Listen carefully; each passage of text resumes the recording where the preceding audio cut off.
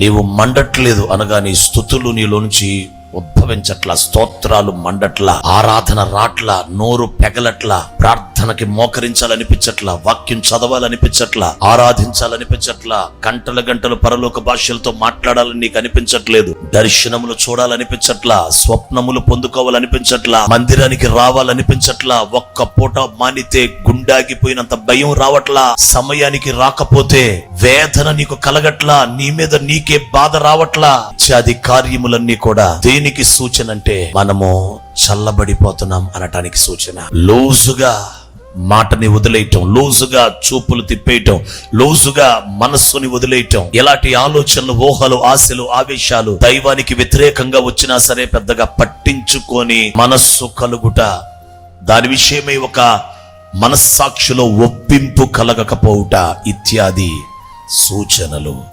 చల్లబడిపోతున్నామంటానికి గుర్తు. ఎప్పుడో పొందేం ఒక వరం, భాషల వరం, అవి క్రొత్త భాషలు కూడా అవ్వలేదు, అవి నానావిధ భాషలకు వెళ్ళలేదు, భాషలకు అర్థం చెప్పే స్థాయికి కూడా నువ్వు రాలేదు, ఉన్న భాషలే పోతున్నాయి, అయినా నీకేం బాధ లేకపోవటం, చల్లబడిపోవటం, నీలో ఏం మంట కలగట్లా. అలాంటి వారు నేను నమ్ముతున్నాను ఈ దినం ఆరాధనలో ఆయనకు అప్పగించుకున్నట్టు వారయ్యి ఉండి ఉంటే నేను నిశ్చయంగా నమ్ముతున్నాను మీ హృదయాలు పరిశుద్ధాత్మ మండించబోతున్నాడు.